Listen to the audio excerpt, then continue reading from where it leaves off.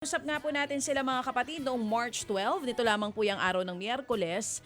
At ito pong si Tatay Cario Bailosis ng San Carlos Negros Occidental, 73 years old na po. So ang dami natin mga nakakausap na ganito, na mga senior citizen na po, na mga ama, hindi pa rin tumitigil sa pagtatrabaho para po maitaguyod ang kanilang pamilya. Kagaya din ni Tatay Pablo na isang taxi driver at 64 years old na po. Ito nga si Tatay Cario, 73, isang karpintero, habang ang kanyang misis na senior citizen po, 69 years old, ay labandera naman. Tatlo po ang kanilang anak at 3 taon na rin daw po silang nanonood sa atin dito sa 1PH. Si Nanay Irene po, yan ang pangalan ng ng asawa po nitong si Tatay Cario.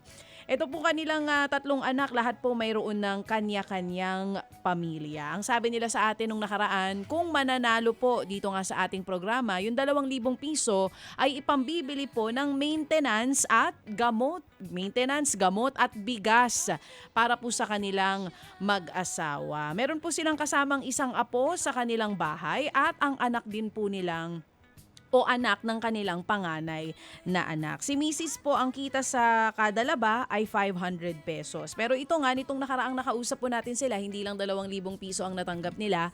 4,000 pesos po yan, galing kay Happy Cabalen, Happy K, Happy at maging kay Happy Golfer, 3,000 pesos. Yan po ang natanggap nila mga kapatid. Once again, from Cabalen, from K, and Happy Golfer. At ngayon, may update po sa atin si Tatay Cario kung saan nga nila dinala ni Nanay Irene ang kanila pong napanalunan na 3,000 piso galing po dito sa programa. Ito na, hindi na po namin patatagalin. Narito po ang update sa atin sa buhay nga po ni Tatay Cario ng San Carlos Negros Occidental.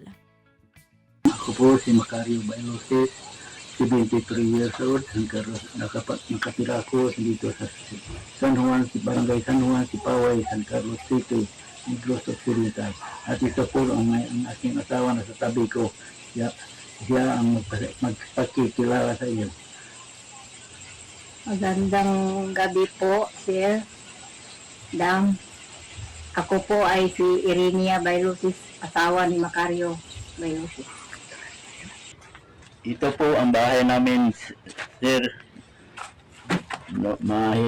Mahirap kasi. Wala akong pambili ng pang mga materialis para ma-repair ko itong bahay namin. Para daw ma-repair yung bahay nila nanay. Opo, kitang-kita po ito. No? Yung uri po ng mga bahay sa mga probinsya. No? Yung kusina mo na ang pinakapader ay kawayan na Tagping kawayan. pinaghilera. Yan. Ito na po ang biyayang binigay mo sa amin. Sana po magtulong ito sa aming pang-araw-araw na pangangailangan. At sana po, sir, marami pa kayong matulungan na katulad namin na nangailangan ng tulong galing sa inyo. Maraming salamat po. Ayan, so isang sako ng bigas, noodles, gamot no nila tatay at nanay, gatas, opo, at masustansyang inumin. Yan, opo. Nasa ating linya ngayon, si nanay bang ating kakausapin this time? Si nanay kasi nung una excited siya yung sumisingit sa linya at naunawaan po naman po natin yan. Si tatay pa rin. Sige, baka naman si nanay nandidiyan din.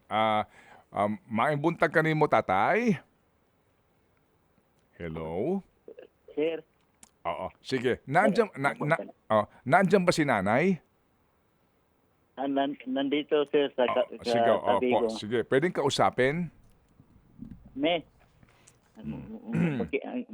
makikistorya niyo si sir. Oo, eto na siya. Magandang umaga po sa Mimo, Sir Ted. Ay, Nanay Irene, eto na. Tayo nag-uusap na. Kumusta kayo? No,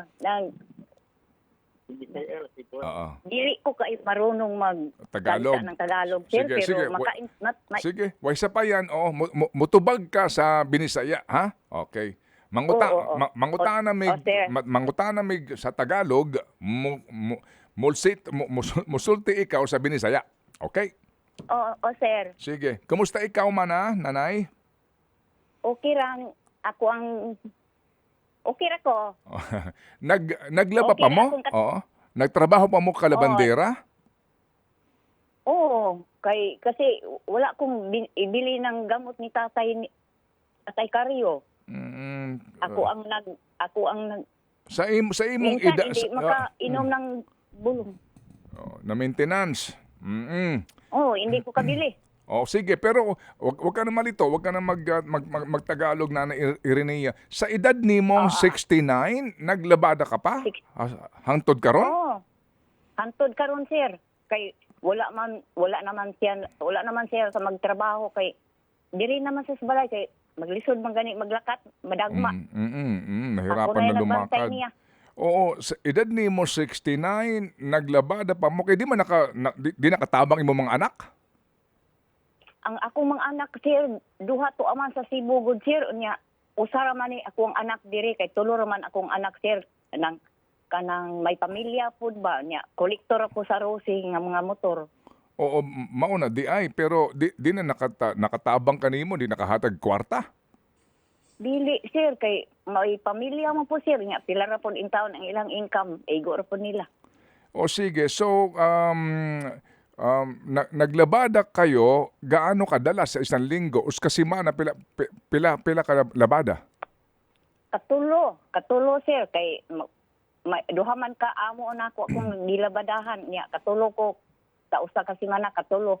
Nya usahay sir i-advance na ako ang para makapalit kong tambal ni tatay nimo sir. Oo, para makabili ng gamot. Pila ang imong gastos sa kada bulan ba na gamot ni tatay? 900 kapin, 902. 900 pesos. Oh, to pesos. 902 pesos ha, may 2 pesos pa. Oh, maintenance. Oo, oo. Kung hindi siya nakakainom ng gamot, unsay nahitabo? Nang madagko iyang mga tiil sir kanang murag Oo, namamanas, namamaga yung paa kay sa niya. heart. Oo, sa Oo, kidney ba to? Sa kay kidney? sa heart. Walay kidney sir pero sa heart niya sir ba nga ang dugo nga dili mo naabi taw yung dugo nga makaali padulong sa ulo. Di mo tuyok ng dugo. O kay makabara ang Oo. dugo padulong sa Okay, iyang sige. So, problema ninyo ito. Ikaw, nanay, meron ka bang iniinom na gamot? nang kuan lang sir kanang kung magsuol akong ulcer mo na ako ang sakit niya. Sige lang kung inom og gata sir para mora na ako ang sustansya. Oh, pero naglalabata pa si nanay, 69 years old. No, sige. Nanay, ganito. Nakabalumog ka iba pang pangabuhi diha maliban sa paglalabada. Ligado kay sir. O sahay sir, moadto ko sa ako ang amo para makapalit kong tambal mo abante ko sa akong agi. Nangungutang ka na lang siguro doon nga sa amo mo. Oo. Sige. Opo. Para makapalit kong tambal. Sige, meron ka bang pwedeng naiisip na hanap buhay dyan, negosyo, para hindi ka na masyadong mahirapan sa paglalabada? Gusto ko sir, magbuhi kong baktin sir ba? Baktin? Duha na kabuok ba? Naamoy baktin ka ron? Karon wala pa sir kay nang kaniliging tigado kay sir mahurot magbaligya na ko akong kuan niya. Manok na lang pila ka buok manok. Sige. So, pwede... go ahead. Gustong ta ko sir nga mo untat ko sa ako ang labada para diri na lang ko sa ako ang balay kay makaatang-atang ko ni tatay nimo para magtinda-tinda na lang kung kanang mga kuan sir ba? Ginagmayng tinda ba? Okay. Sige. Ganito, nanay, kasi wala tayong oras. Ganito, nanay, magpapadala kami sa iyo ngayon, ng 5,000, 5,000. Sir. Okay? Salamat.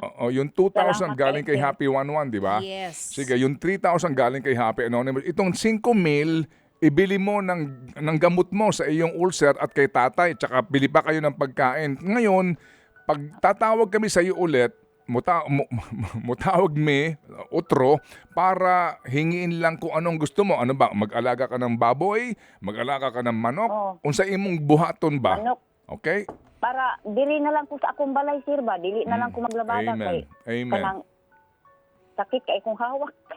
Oo, masakit daw yung kanyang bewang. Ay, oo naman, may Sa edad na po paglalabada si rin. nanay. O sige, so ganun muna tayo ngayon, nanay, kasi alas 10 na. Magpapadala kami ng 5,000, ibili mo ng gamot, bumili ka ng gamot mo rin, ng gatas mo ulit, ha?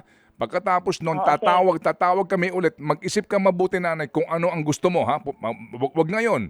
Ha? Kayo ni tatay, mag-usap, magstorya mo, pag-isipan nyo kung ano ang inyong gusto. Okay, mag-alaga ba kayo ng baboy, mag-alaga ka ng manok, magtindahan ka ba, bago kami magdesisyon kung paano, okay?